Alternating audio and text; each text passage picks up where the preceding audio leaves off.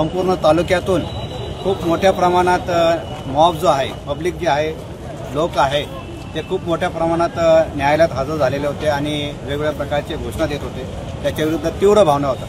म्हणून कुठल्याही प्रकारचा कायदा सुव्यवस्थेचा प्रश्न निर्माण होऊ नये म्हणून इन्व्हेस्टिगेशन ऑफिसर जे आहेत त्यांनी माननीय न्यायालयाला विनंती केली की या आरोपीला व्हिडिओ कॉन्फरन्सिंगद्वारे व्हीसीवर हजर करण्याची परवानगी द्यावी। तसा इन्व्हेस्टिगेशन ऑफिसर यांनी तसा परवानगी अर्ज दिला आणि माननीय न्यायालयाने मंजूर केला आणि या आरोपीची पुन्हा 7 दिवस पोलीस कस्टडी मिळावी असं अनेक मुद्द्यांवरून रिमांड रिपोर्ट न्यायालयात हजर करण्यात आलेला होता।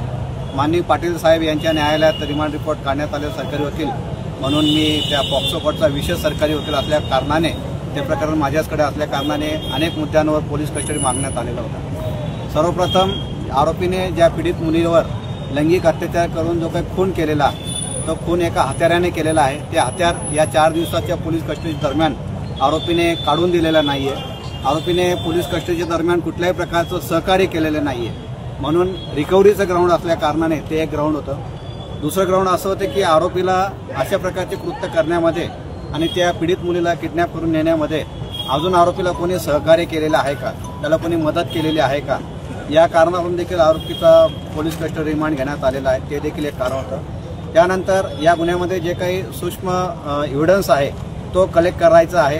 त्यासाठी इन्व्हेस्टिगेशन ऑफिसर यांना पुरेपूर संधी मिळाली पाहिजे यासाठी मी तिथं माननीय न्यायालयात युक्तिवाद केला आणि तसंच या घटनेव्यतिरिक्त या घटनेला कोण कोण आय विटनेसेस आहेत त्यांचा देखील अजून जबाब नोंदवायचा आहे।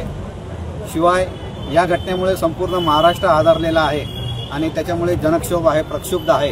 त्याच्यामुळे या घटनेमध्ये इन्व्हेस्टिगेशन ऑफिसर, तपासी अधिकारी यांना संपूर्ण डिटेल इन्व्हेस्टिगेशन करण्यासाठी त्यांना योग्य असा वेळ दिला गेला पाहिजे म्हणून पोलिसांनी जे काय 7 दिवस पोलीस कस्टडी मागितलेली होती ती पूर्ण कस्टडी मेहरबान कोर्टाने मंजूर केलेली आहे आणि आरोपीला 27 तारखेपर्यंत पोलीस कस्टडीमध्ये रिमांड दिलेला आहे। नाही, आरोपीच्या वतीने कोणी वकीलपत्र घेतले नाही। बारने मालेगाव वकील संघाने तसा ठराव देखील केलेला आहे की आरोपीचं कोणी वकीलपत्र घेऊ नये। परंतु आरोपीकडनं एक अर्ज आलेला होता माननीय न्यायालय की मला शासकीय खर्चाद्वारे शासनातर्फे माझी बाजू मांडण्यासाठी एक वकील देण्यात यावे असं। त्यासाठी माननीय न्यायालयाने त्याचा अर्ज मालेगाव तालुका विधी समिती जी आहे त्या विधी समितीकडे पाठवलेला आहे। तुमचा जो काही दुसरा प्रश्न आहे की आरोपी हा मनोरुग्ण वगैरे आहे का, तर आरोपी हा कुठल्याही प्रकारचा मनोरुग्ण नाही आहे। तो चांगल्या प्रकारे फिट आहे, फिजिकल फिट आहे।